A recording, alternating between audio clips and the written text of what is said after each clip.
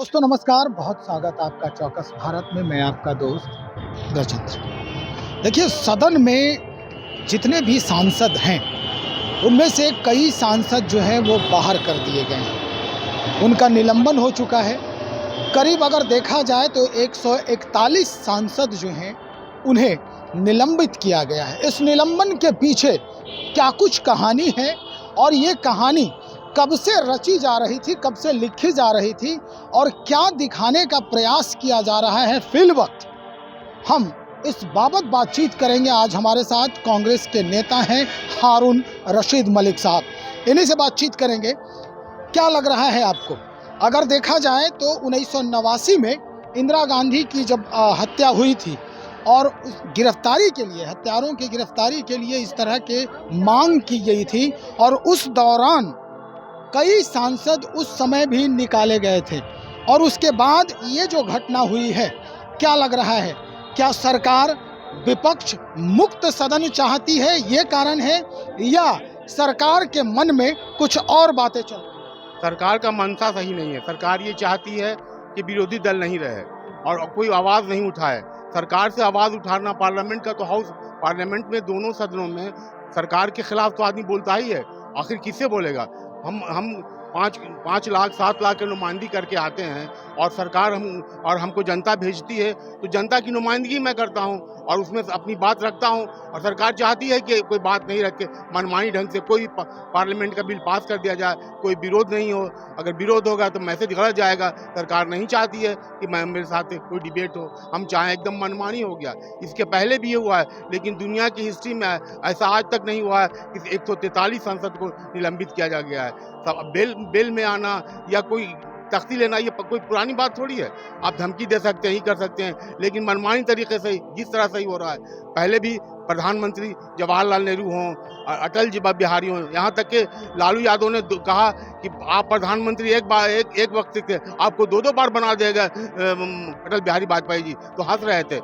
Parliament तो है ही है, पार्लियामेंट में नहीं बोलेगा तो आदमी क्या बोलेगा? दुनिया आवाज़ सुनती है। हम तो अपनी बात को रखने के लिए, मेरा ये कोई धंधा नहीं है। आरोप यही है कि लोग जो है वो डिसिप्लिन में रह के नहीं बातचीत कर रहे थे। ये जो नए सदन में इन लोगों का जो आना हुआ है, पुराने सदन को छोड़ के नए सदन के लिए एक नियम और कायदे कानून बनाए गए और इस कायदे कानून में ये लोग फिट नहीं बैठे।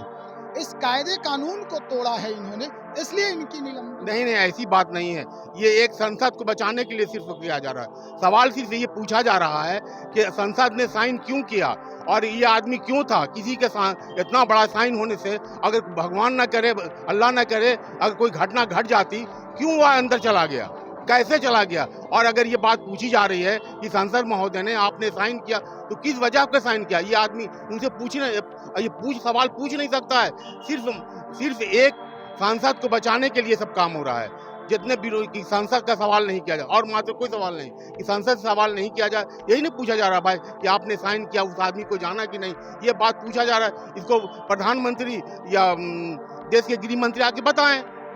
सवाल ही पूछा जा रहा है, सीधा सीधी बात की जा रही है कि आप आएँ और सांसद को ब्रीफ करें कि आखिर मामला क्या है। तो आप सबको जो कह रहे हैं कि बेल में आ जा रहा है, आखिर कहाँ जाएगा आदमी?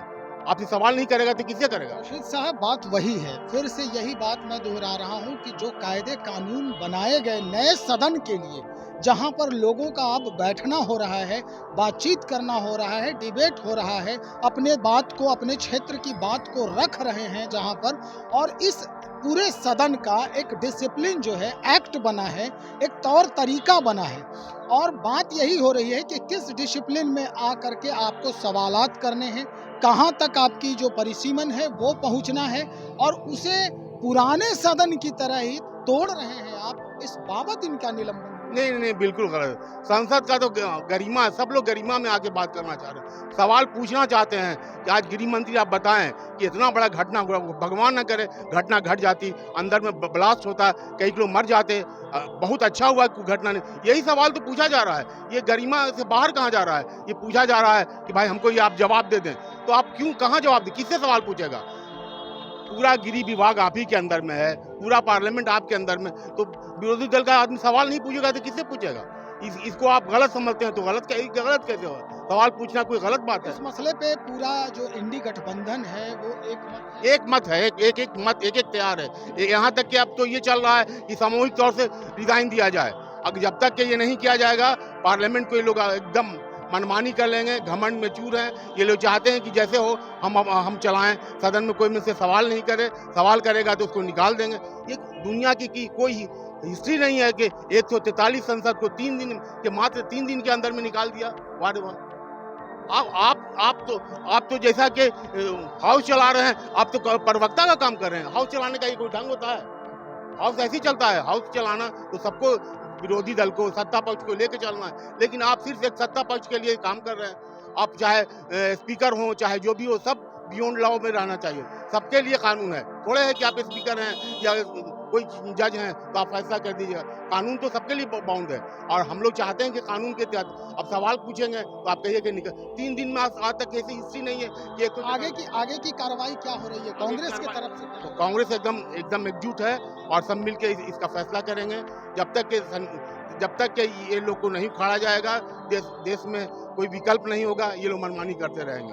बहुत शुक्रिया जानकारी देने के लिए। तो कांग्रेस नेता हमारे साथ हारून रशीद मलिक साहब, आपने सुना किस तरह से ये भी बौखलाए हुए हैं और कह रहे हैं भाई क्या हो गया।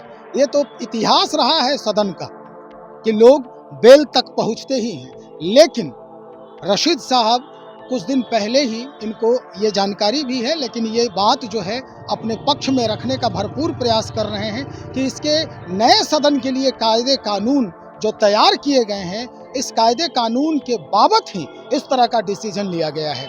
और इस डिसीजन के बाद क्या कुछ इसके जो रिजल्ट हैं वो आते हैं, जैसा कि इन्होंने ही कहा कि हम मतलब कांग्रेस पूरे तौर पे अब 2-2 हाथ करने को तैयार हो चुकी है।